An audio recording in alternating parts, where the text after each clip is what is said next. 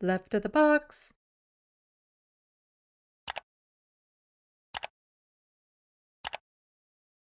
And then he gave a press conference not too long ago. And again, the language that he's using, the rhetoric that he's using, it's so Americanesque. And it's just so infuriating that he's allowed to get away with this, that people, the reporters aren't calling him out. Other politicians aren't calling him out the way that they should be. And he's allowed to get these public stages where he can just spew whatever he wants. And when you don't see him getting challenged on it, then people might start to believe that, yeah, he's right. Because if he was wrong on this, then surely the reporter would say something. Surely the person next to him would say something if what he's saying isn't real.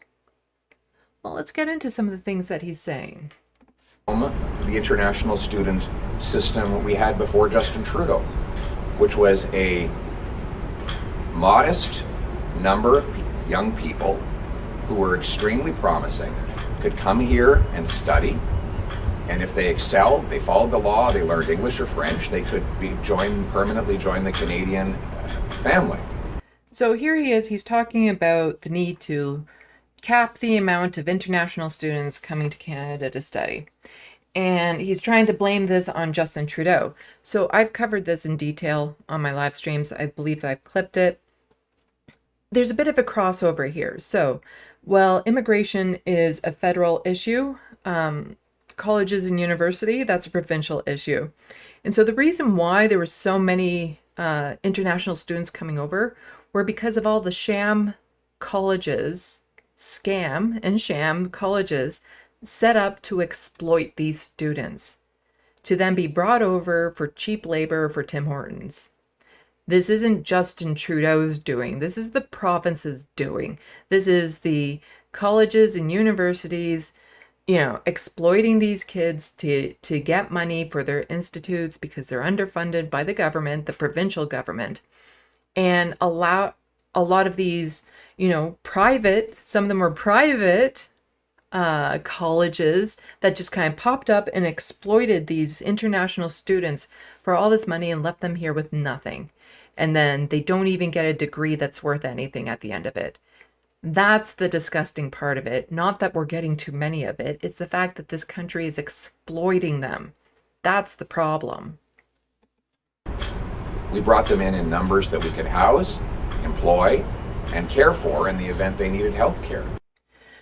Again, the housing issue is a problem because we're not building enough houses. We're not rezoning enough areas for homes. Doug Ford is very adamantly against fourplexes because it would just destroy a neighborhood to have a fourplex in there, as opposed to like these obnoxious mansions that take up the same amount of room that house a single family. It's not immigrants' fault that there's not enough housing in this country. That's not on them. That's on the government. That system was the best in the world. It was under Sean Fraser, who just opened the floodgates and brought in so many people that now, by the admission of Trudeau, Miller, and the entire Liberal government, it's out of control and it's hurting our housing market. In Brampton, again, they're just using immigrants as a scapegoat. Plain and simple. That's all they're doing. Just using immigrants as a scapegoat for the government's inadequacies, for the government's own failings. They're just saying, no, it's not our fault. There's nothing we could have done.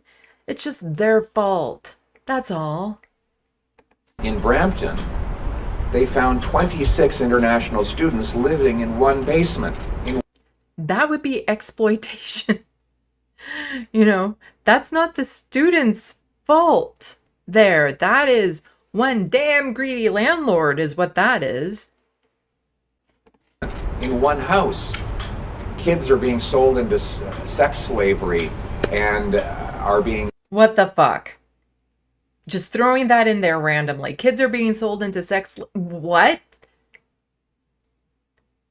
We're talking about international students and all of a sudden kids are being sold into sex slavery? Where's your proof on what what is your source? Cite your fucking source if you're going to make a claim like that. But to just randomly throw in, oh yeah, now the children are being sold into sex slavery when we're talking about international students being exploited. Like, where did that come from? And where is anybody pushing back on this to say that that was an absolutely ridiculous claim to make? Like, okay, who's selling these children into sex slavery? Why? How is this happening? Like, cite your goddamn source on this and explain why it's relevant to the conversation you're currently having. One basement, in one house. Kids are being sold into sex slavery and are being sent back to India in body bags. This is turning into a massive humanitarian crisis, entirely caused by Trudeau and the NDP Liberals. We will bring.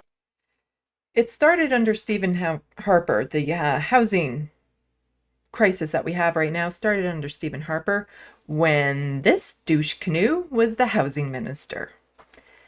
This guy who lives in a $4.3 million mansion paid for by taxpayers. This guy is talking about housing and how it's Justin Trudeau's fault.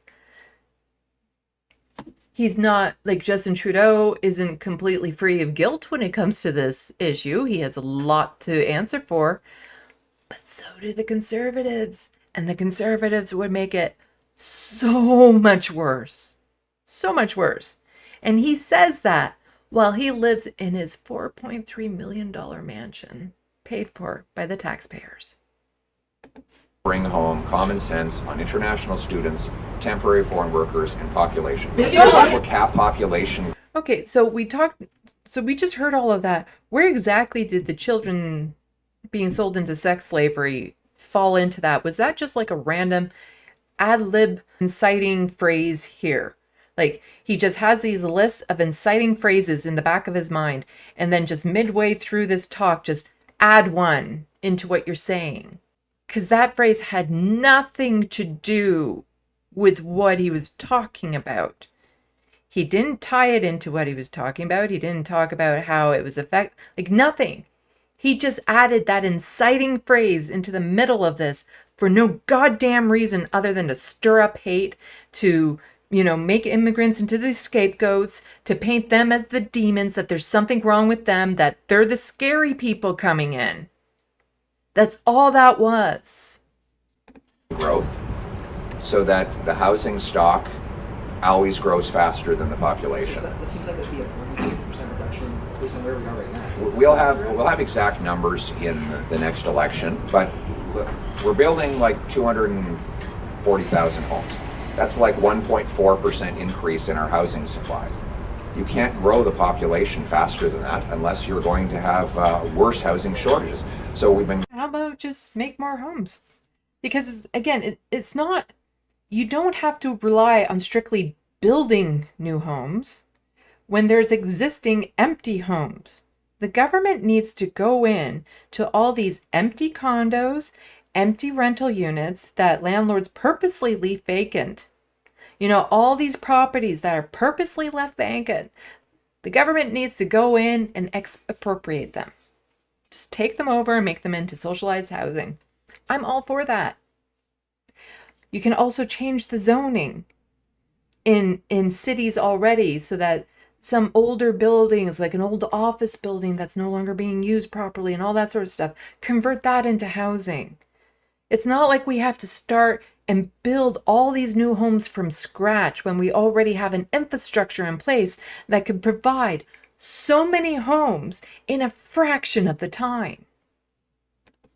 Under Trudeau and the NDP, we've been growing the population by almost 3%, but we grow the housing stock by 1.3, 1.4%. No wonder we're running out of homes. That's not even. And you're talking about growing the population, and again, he's trying to make this sound like, oh, it's all the immigrants for growing the population, because people also have babies. The population is going to grow. It's usually how it works. It continues to get bigger. That's not all on the immigrants there. And this country should be able to provide for the future families and the future children that people are going to have. Even a question of whether you support or not immigration. It's a question of whether you support mathematics. And humans need homes, and I don't care where they come from. It doesn't matter if you've been here for 2 days or 2 centuries. Your family's been here for 2 centuries. You need a place to live. The only way to get rid of the shortage is to... Then let's do like socialized housing to make sure that everybody has a place to live. That would easily solve that. Then everyone would have a place to live. Let's do that.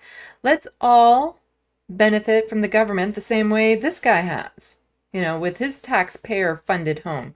Let's have taxpayer do like socialized housing, then everyone gets a home. That's that. See, this is a problem that can be fixed. This is something that can be fixed. It's a policy choice not to. To build homes faster than we add people, and that's why we will have a mathematical... Okay, everyone, stop having babies.